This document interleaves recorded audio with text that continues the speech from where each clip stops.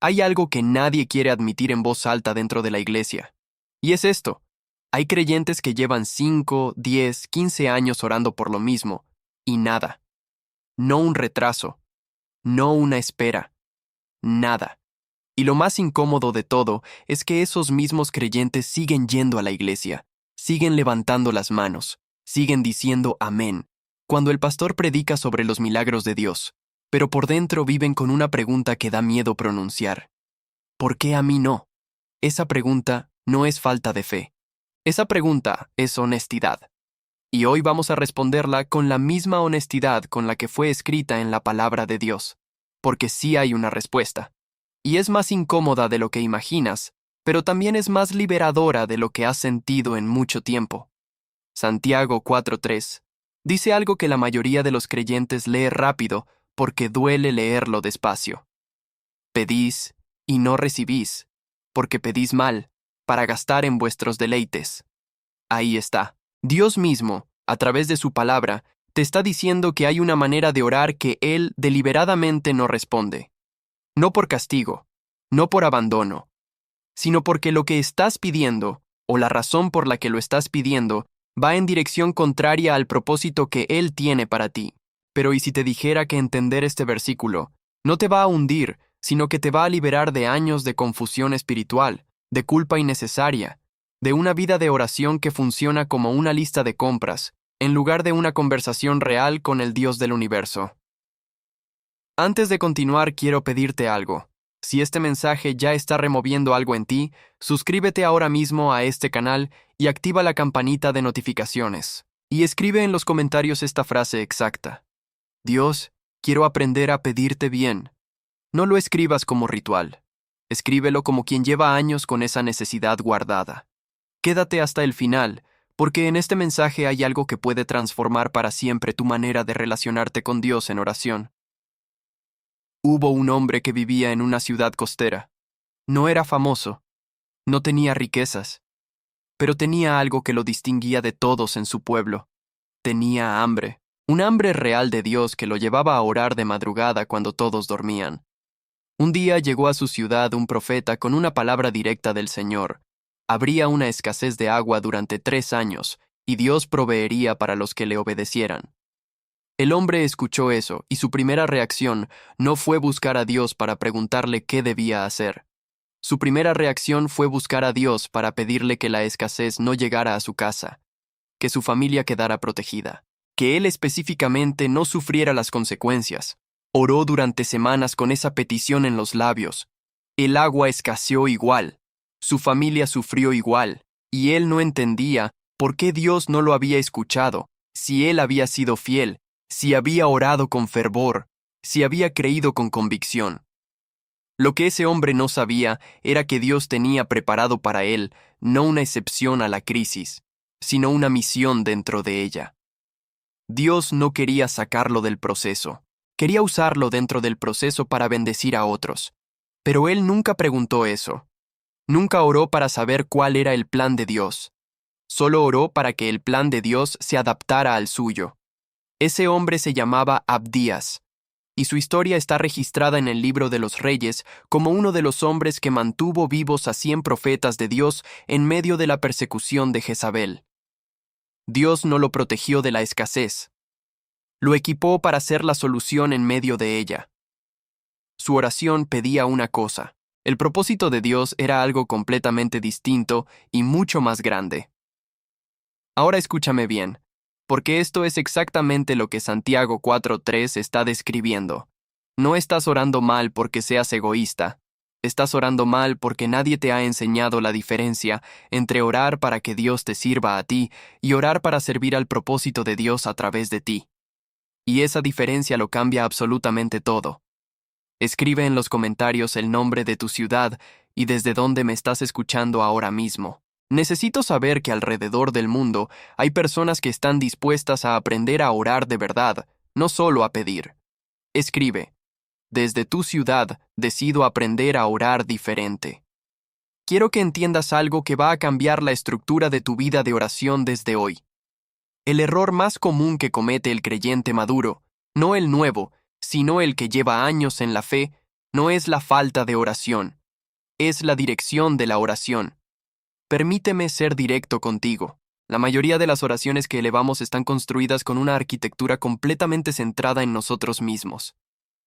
Señor, dame trabajo. Señor, sana mi cuerpo. Señor, restaura mi matrimonio. Señor, bendice mis finanzas. No hay nada malo en pedir esas cosas. El error no está en lo que pides. El error está en cómo lo pides y por qué lo pides. Santiago no dice que pedir sea malo. Santiago dice que pedir mal es lo que bloquea la respuesta. Y pedir mal en el idioma original griego de ese texto viene de la palabra kakos, que no significa simplemente incorrecto. Significa pedir desde un lugar torcido, desde una motivación que está desalineada con el carácter y los propósitos de Dios. ¿Cuántas veces esta semana oraste por algo y ni siquiera te detuviste a preguntarle a Dios si eso que pedías estaba dentro de su voluntad para tu vida? ¿Cuántas veces llegaste delante de Él con una lista de peticiones sin haber escuchado primero lo que Él quería decirte? Aquí está el mapa de instrucciones específico para identificar y corregir el error en tu oración. Primero, antes de pedir, escucha. Dedica los primeros 5 minutos de tu tiempo de oración no a hablar, sino a quedarte en silencio. No porque Dios necesite silencio para hablar, sino porque tú necesitas silencio para escuchar. La oración no es un monólogo, es una conversación. Y en una conversación, el que habla todo el tiempo sin escuchar no está teniendo una conversación, está dando un discurso. Segundo, examina la motivación detrás de lo que pides. Pregúntate con honestidad, ¿por qué quiero esto que estoy pidiendo? ¿Para mi comodidad? ¿Para mi ego? ¿Para mi seguridad personal?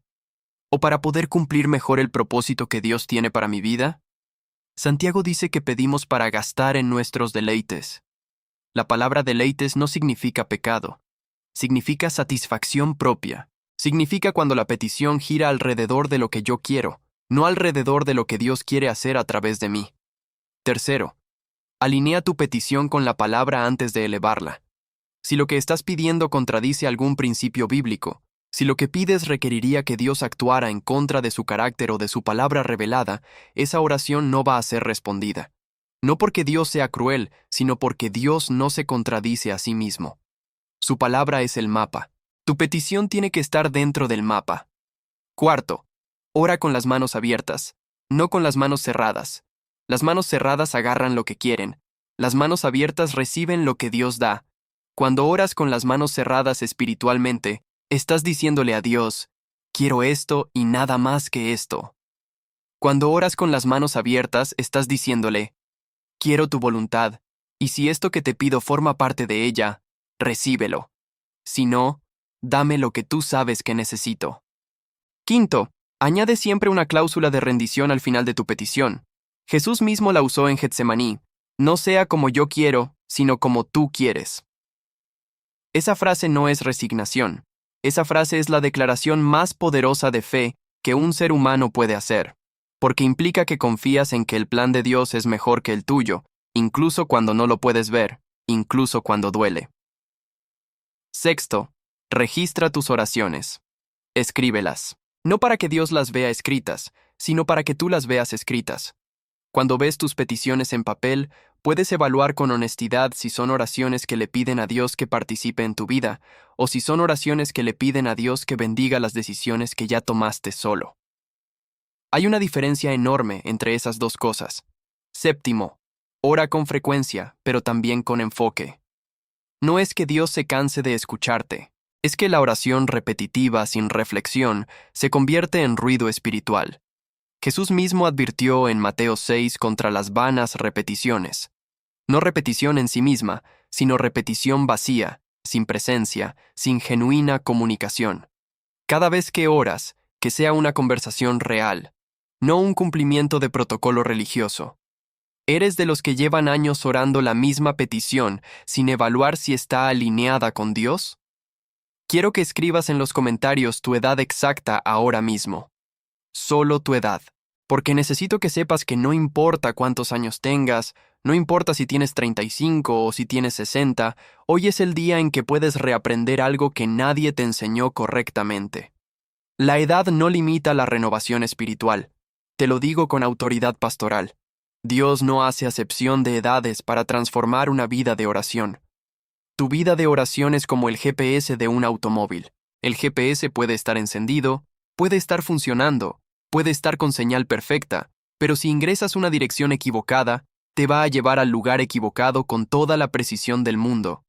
El problema no es que el GPS esté roto. El problema es la dirección que metiste. Muchos creyentes tienen una vida de oración activa, disciplinada, frecuente, pero con la dirección equivocada. Y después se preguntan por qué llegaron a un lugar que no era el de la promesa de Dios. Ahora quiero llevarte a uno de los relatos más perturbadores del Nuevo Testamento. Perturbador no porque sea violento ni dramático. Perturbador porque es un espejo, y los espejos a veces muestran cosas que preferíamos no ver. En Lucas 18, Jesús cuenta la historia de dos hombres que suben al templo a orar. Dos hombres, el mismo lugar, el mismo momento, el mismo Dios. Pero dos oraciones absolutamente distintas en su naturaleza, en su dirección y en su resultado. El primero era fariseo, culto, conocedor de la Escritura, observador de la ley, un hombre que desde afuera representaba todo lo que se supone que debe ser un creyente maduro. Se pone de pie y ora así: Dios, te doy gracias porque no soy como los otros hombres, ladrones, injustos, adúlteros, ni aun como este publicano. Ayuno 2 veces a la semana. Doy diezmos de todo lo que gano. Cada frase de esa oración empieza o termina en él mismo. Cada oración habla de lo que él hace, de lo que él es, de lo que él no es como el otro. Dios aparece en esa oración únicamente como audiencia de los logros del fariseo.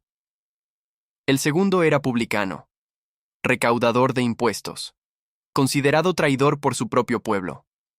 Un hombre que desde afuera representaba todo lo que la comunidad religiosa rechazaba. Se para lejos, ni siquiera levanta los ojos al cielo, y dice solamente esto: Dios, sé propicio a mí, pecador. 7 palabras, sin listar sus méritos, sin compararse, sin negociar, sin condicionar. Solo 7 palabras que en su simpleza contienen toda la teología correcta de la oración. Reconocimiento de quién es Dios y reconocimiento honesto de quién soy yo. Y Jesús dice algo que rompe todos los esquemas religiosos del que escucha. Os digo que éste descendió a su casa justificado antes que el otro. El que oró más fue rechazado. El que oró menos fue justificado. No porque Dios premie la brevedad, sino porque Dios responde a la honestidad. Escúchame bien en esto, porque aquí hay algo que muchos creyentes maduros necesitan confrontar. El fariseo no era un hipócrita en el sentido de que mentía sobre lo que hacía. Posiblemente ayunaba de verdad. Posiblemente diezmaba de verdad. Su problema no era que sus acciones fueran falsas. Su problema era que sus acciones habían reemplazado su necesidad de Dios. Había llegado a un punto en el que oraba no para conectarse con Dios, sino para reportarle a Dios lo bien que lo estaba haciendo solo. ¿Te suena familiar? ¿Prefieres seguir orando cómodo o prefieres que Dios te responda de verdad? Déjame ser directo contigo ahora mismo. Hay creyentes que llevan años en la fe y cuya vida de oración se ha ido transformando, sin que se den cuenta, en una presentación de credenciales ante Dios. Señor, yo que he servido tantos años en la iglesia, yo que he diezmado fielmente, yo que he sacrificado tantas cosas por ti, y eso no es oración, eso es negociación. Y Dios no negocia su gracia. Si puedes pasar 2 horas discutiendo en familia, pero no puedes pasar 20 minutos en silencio delante de Dios, tu problema no es de tiempo, es de prioridad. Y si puedes acordarte de revisar tus redes sociales 3 veces al día, pero se te olvida leer la palabra, tu problema no es de memoria, es de valor. Dices con tu boca que Dios es primero, pero tus hábitos cuentan otra historia. Aquí está el mapa de instrucciones para salir de la oración religiosa y entrar en la oración real. Primero, audita tu vocabulario en la oración.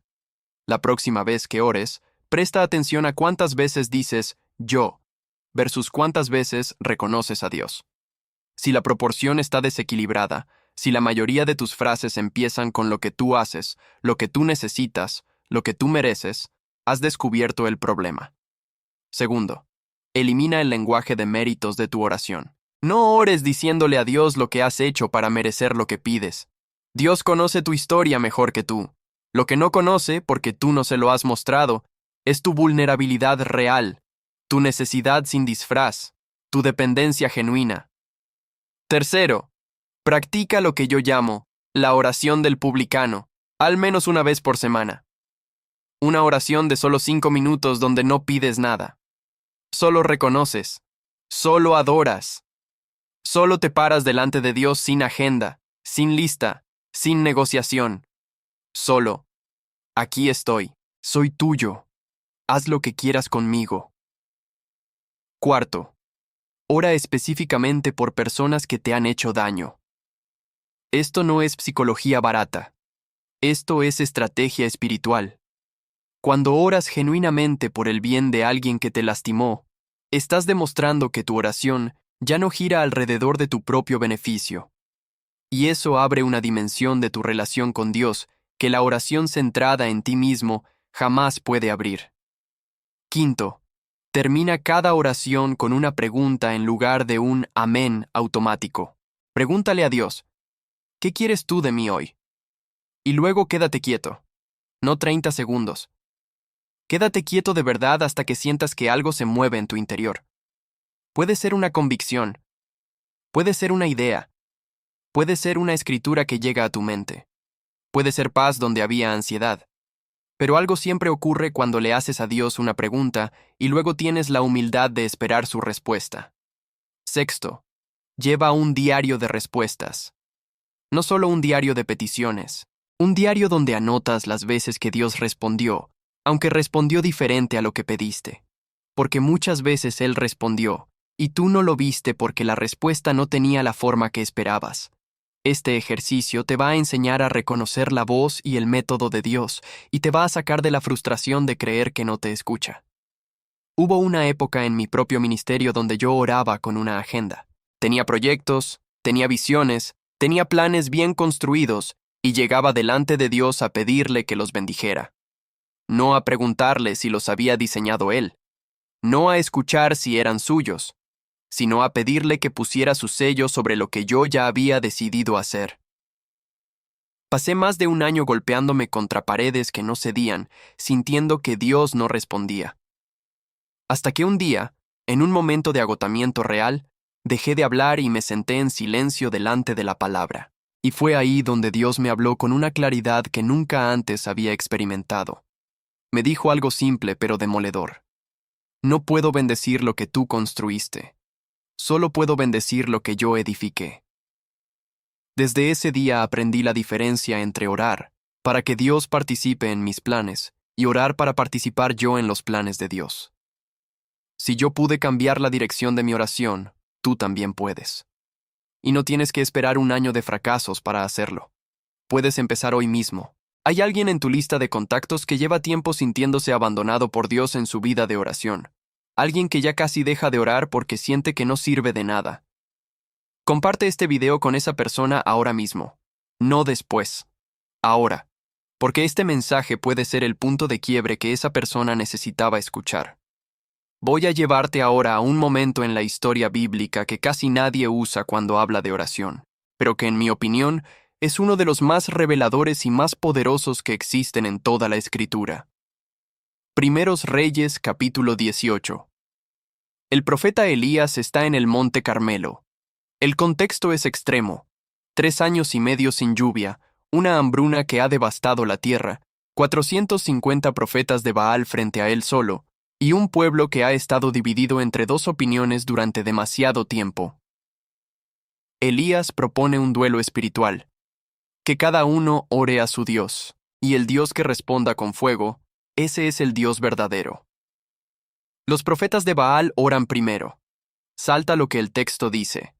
Oraron desde la mañana hasta el mediodía, gritaron, saltaron, se cortaron con cuchillos, se desesperaron.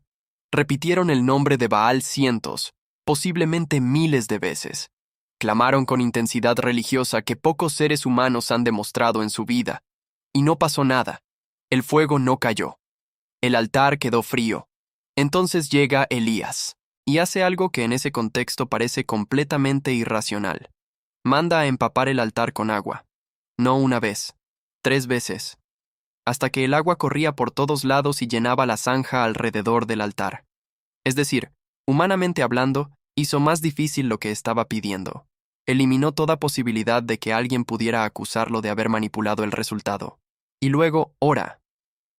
Y la oración de Elías no tiene la duración de la de los profetas de Baal, no tiene la intensidad gesticular, no tiene la desesperación. Es una oración de 63 palabras en el texto hebreo. 63 palabras. Pero cada una de esas palabras está alineada con algo específico, la gloria de Dios y el propósito de Dios para ese momento. Elías no ora diciendo, Señor, hazme ganar este duelo. No ora pidiendo su victoria personal. Ora diciendo, Señor, Dios de Abraham, de Isaac y de Israel, sea manifiesto hoy que tú eres Dios en Israel, y que yo soy tu siervo, y que por mandato tuyo he hecho todas estas cosas. La petición de Elías no era para Elías, era para que el pueblo que estaba dividido volviera a Dios. Y el fuego cayó. Cayó sobre el sacrificio empapado de agua. Cayó con una intensidad que consumió no solo el holocausto, sino las piedras, el polvo y el agua de la zanja. ¿Cuántas veces esta semana oraste una oración donde lo que pedías no era para tu beneficio, sino para el propósito de Dios en la vida de otros? La oración de Elías funciona porque tiene un alineamiento perfecto con lo que Santiago 4:3 describe al revés. Elías no pide para gastar en su propio deleite, pide para que Israel regrese a Dios. La dirección de su oración no es hacia adentro, sino hacia afuera. No es dame a mí, sino muéstrate a ellos. Y aquí viene la enseñanza que necesito que recibas ahora mismo con toda la profundidad que merece. El poder en la oración no está en la cantidad de palabras, no está en la intensidad emocional, no está en el volumen de tu voz, no está en cuántas horas llevas de rodillas. El poder en la oración está en la alineación entre lo que pides y lo que Dios quiere hacer.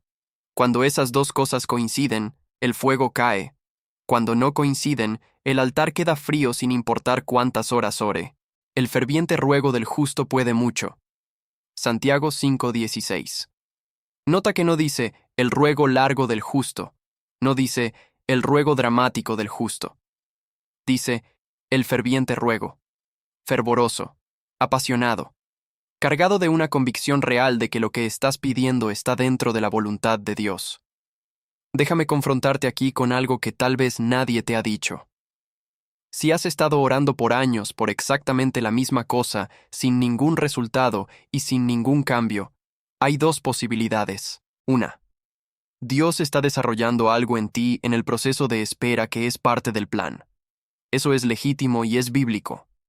Pero la segunda posibilidad es que esa petición ha estado fuera de alineación con la voluntad de Dios desde el principio, y tú has seguido orándola no por fe, sino por terquedad espiritual.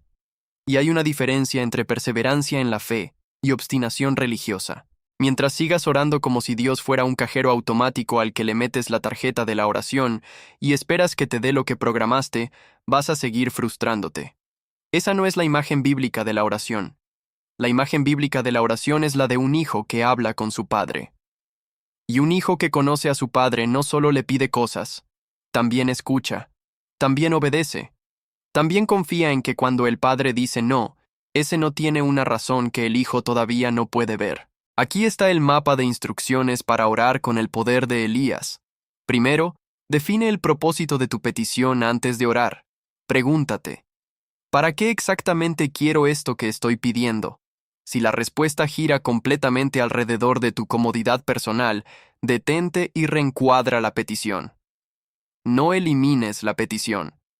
Reencuádrala dentro de un propósito más grande. Segundo, busca el respaldo bíblico de tu petición. No tienes que encontrar un versículo que diga exactamente lo que pides, pero sí debe haber un principio bíblico que respalde la dirección de tu petición. Si no hay ninguno, eso es una señal de que algo en la petición necesita revisarse. Tercero, Elimina las condiciones de tu oración. No ores diciendo, Señor, si me das esto, entonces voy a hacer aquello. Eso no es fe. Eso es negociación. Y Dios no acepta negociaciones como base de relación con Él. Ama con amor incondicional y espera que sus hijos también aprendan a relacionarse con Él desde un lugar de amor, no de transacción. Cuarto, ora empapado en adoración antes de entrar a la petición. Elías no llegó al monte Carmelo y de inmediato abrió la boca con su petición. Preparó el altar. Ordenó el sacrificio. Estableció el contexto correcto. La adoración antes de la petición le dice a Dios que no lo estás usando como herramienta. Le dice que lo reconoces como Señor antes de reconocerlo como proveedor. Quinto, declara en tu oración lo que Dios va a recibir como resultado de responder tu petición. Elías dijo, para que este pueblo conozca que tú eres el Señor. Dale a Dios una razón que tenga que ver con su gloria, no solo con tu necesidad. Eso no es manipulación, es alineación. Es decirle a Dios que lo que pedimos tiene un componente que apunta más allá de nosotros mismos. Sexto, actúa en consecuencia con tu oración antes de recibir la respuesta. Elías mandó a empapar el altar de agua. Hizo lo que humanamente parecía opuesto a facilitar el milagro, pero lo hizo como un acto de fe que declaraba: yo confío en que Dios va a responder aunque las condiciones sean imposibles. La fe actúa antes de ver. La fe no espera ver para actuar. Actúa primero y luego ve. Séptimo, escribe en los comentarios el nombre de una persona por quien quieres orar en este momento. Solo su nombre de pila. No tienes que contar la historia. Solo el nombre. Porque cuando tú declaras bendición sobre alguien más en un espacio público, estás haciendo exactamente lo que Elías hizo en el Monte Carmelo, poniendo el foco de tu petición en el bien de otro. Y cuando oras así, Dios multiplica esa bendición de regreso sobre ti. Llegamos al momento más importante de este mensaje. Todo lo que hemos visto hasta aquí converge en un punto central que quiero que te lleves grabado para siempre. La oración que Dios no escucha no es la oración del pecador. No es la oración del débil. No es la oración del que tiene dudas. La oración que Dios no escucha es la oración del que usa a Dios como recurso en lugar de relacionarse con Él como Padre. Y hay una diferencia entre esas dos cosas que es tan profunda como la diferencia entre conocer a alguien y conocer su nombre. Hay personas que llevan décadas en la fe y todavía tratan a Dios como si fuera un servicio de emergencias espirituales al que se llama cuando la situación se sale de control. En tiempos de paz, no hay conversación real. En tiempos de abundancia, no hay agradecimiento genuino. Pero cuando llega la crisis, de repente Dios se convierte en la primera llamada. Y después se preguntan por qué Dios no responde con la rapidez que ellos esperan. Eso no es fe. Es utilitarismo espiritual. Y Santiago 4:3 lo describe perfectamente. Pedís para gastar en vuestros deleites, no solo en cosas materiales, también en tranquilidad emocional, también en evitar el proceso que Dios diseñó para formarte, también en saltarte las etapas que Él sabe que necesitas para llegar al lugar donde Él quiere llevarte. El apóstol Juan escribió en 1 de Juan 5:14, y esta es la confianza que tenemos en Él, que si pedimos alguna cosa conforme a su voluntad, Él nos oye. La condición no es la intensidad de la fe, la condición no es la cantidad de oración, la condición es la alineación con su voluntad, conforme a su voluntad. Ahí está la llave. ¿Y cómo sabes cuál es la voluntad de Dios? Esa es la pregunta que todo el mundo hace y muy pocos responden con concreción. Aquí la respondo con claridad. La voluntad de Dios se conoce a través de su palabra, no de tus emociones. Muchas personas confunden lo que sienten intensamente con lo que Dios quiere. Las emociones son reales, pero no son revelación. La palabra sí lo es. Si no estás leyendo la Biblia con regularidad, no puedes saber con precisión cuál es la voluntad de Dios para tu vida. Es imposible. Es como intentar saber a dónde lleva un mapa sin haberlo abierto nunca. La voluntad de Dios también se conoce a través de la paz que sobrepasa el entendimiento. Filipenses 4:7. Cuando una decisión, cuando una dirección, cuando una petición está dentro de la voluntad de Dios, hay una paz que no se puede fabricar, que no se puede simular, que aparece incluso en medio de circunstancias que desde afuera parecen difíciles. Y cuando algo está fuera de su voluntad, aunque todo parezca perfecto en el exterior, hay una inquietud que no cede. La voluntad de Dios también se conoce a través del consejo de personas maduras y sabias en la fe. Proverbios 11:14. En la multitud de consejeros está la victoria. No cualquier consejero. No el que te dice lo que quieres escuchar, el que te dice lo que necesitas escuchar aunque duela. Y la voluntad de Dios se conoce a través de las circunstancias que Él permite o cierra. Cuando Dios cierra una puerta, no es castigo, es dirección. Cuando Dios permite que algo no funcione a pesar de tu esfuerzo, está señalando hacia otro camino. El problema es que muchos creyentes siguen empujando puertas cerradas mientras ignoran las abiertas, y luego le echan la culpa a Dios de que no les abre paso. Déjame ser brutalmente honesto contigo ahora. Hay cosas que llevas pidiendo que Dios ya cerró. Ya dijo no. Ya redirigió. Y tú sigues orando por esas cosas no por fe, sino porque no has aceptado la respuesta que ya recibiste. Y mientras sigues fijo en lo que Dios ya cerró, te estás perdiendo lo que Dios está abriendo justo ahora. Aquí está el mapa final de instrucciones para transformar tu vida de oración desde este momento. Primero, haz un inventario honesto de tus peticiones pendientes. Escríbelas, todas. Y frente a cada una, escribe esta pregunta.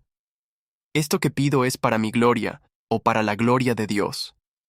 No para sentirte culpable, para ver con claridad la dirección de cada petición.